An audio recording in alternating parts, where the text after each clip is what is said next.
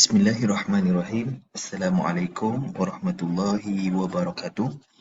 Alhamdulillahi rabbil alamin. Wassalatu wassalamu ala ashrafil anbiya'i wal mursalin wa ala alihi wa sahbihi ajma'in.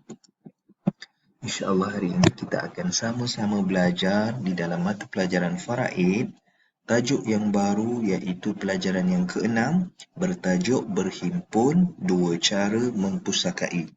Jadi sebelum ni kita dah belajar bagaimana waris-waris yang layak terima harta, terima pusaka sama ada dia ambil dengan cara terima furud ataupun terima dengan cara mengambil asabah.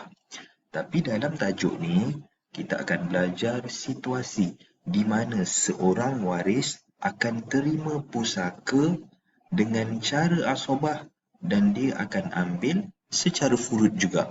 Dua-dua diambil. Sebelum ni kita belajar, satu waris, satu cara saja. Tapi ada keadaan-keadaan tertentu yang mana seorang waris boleh mendapat asabah dan juga boleh mendapat secara furud. Baik, lihat pengenalan dulu. Seorang waris boleh mempusakai dengan dua cara, tetapi tidak boleh seorang waris mempusakai dengan tiga cara kerana hanya ada dua sahaja cara mempusakai, iaitu secara fardu ataupun asabah.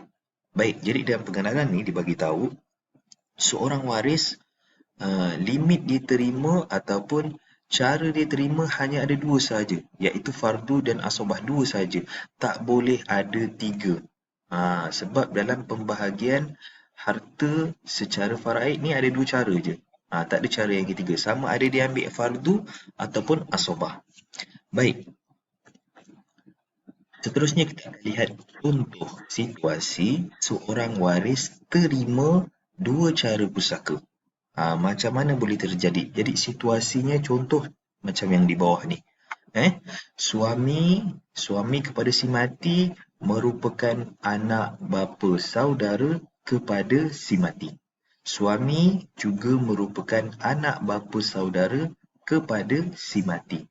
Maksudnya si mati bernikah dengan sepupu. Si mati bernikah dengan sepupu dia. Jadi suami si mati ni akan ada dua cara terima pusaka, iaitu yang pertama dia akan terima pusaka sebagai suami. Jadi suami pusaka yang akan didapat ialah bahagian fardu, iaitu 1/2. Manakala sebagai anak bapa saudara ataupun sepupu, dia akan dapat bahagian asabah. Ingat, ini orang yang sama, iaitu siapa? Suami si mati ni tadi. Jadi saya tunjukkan secara gambar aja supaya lagi jelas, lagi nampak. Baik. Jadi di sini awak tengok antara si mati dan juga suami ni merupakan sepupu. Tengok. Bapa diorang, bapa suami dan juga bapa isteri, iaitu si mati ni ialah adik-beradik. Jadi hubungan kalau mereka tak kahwin, hubungan dia sepupu. Dan kalau dah kahwin pun tetap hubungan dia sepupu ataupun anak bapa saudara.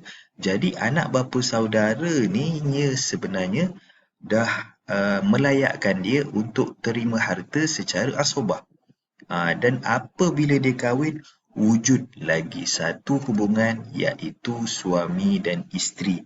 Dan kita dah belajar suami isteri boleh mempusakai harta.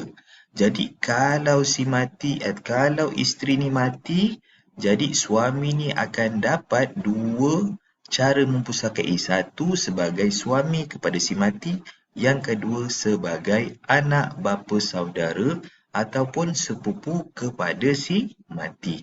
Jadi berapa yang dia akan dapat? Suami akan dapat 1/2, iaitu sebagai suami, manakala dia akan dapat asabah kerana dia sepupu kepada si mati.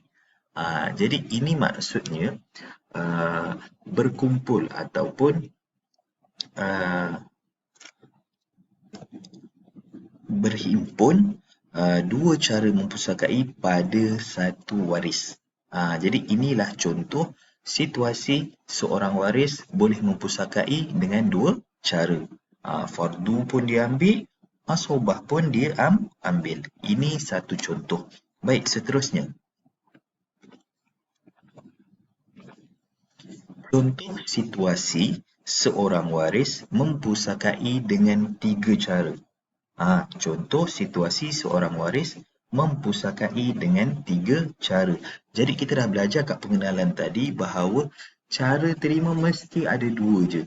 Jadi kalau ada tiga, satu tak akan dikira. Baik, kita lihat situasinya. Suami juga merupakan anak bapa saudara kepada si mati, iaitu sepupu dan sebagai tuan yang memerdekakan hamba. Jadi tambah lagi satu pula. Suami dah memang suamilah. Kemudian, tengok yang pertama ni dia sebagai suami. Yang kedua dia sebagai sepupu, anak bapa saudara, layak dapat pusaka. Dan yang ketiga dia ada hubungan iaitu tuan yang memerdekakan hamba. Isteri yang dia kahwin tu rupanya dulu hamba dia. Kemudian dia bebaskan, maka dia jadi tuan. Dia jadi bekas tuan. Dan kita dah belajar sebelum ni, bekas ataupun tuan yang memerdekakan hamba layak dapat harta. Kalau hamba yang dibebaskan tadi mati dan tak ada waris lain. Jadi contoh dia sama sahaja seperti tadi, cuma ada tambahan satu je, iaitu sebagai tuan yang memerdekakan hamba. Dan tetap si suami ni tadi akan dapat 1/2 furud dan juga dia akan dapat juga asobah. Kalau ada waris lain, dia akan ambil bakilah kalau asobah. Kalau tak ada waris lain, dia akan ambil keseluruhan harta si mati ni tadi. Baik. Seterusnya kita akan lihat kepada penyelesaian masalah.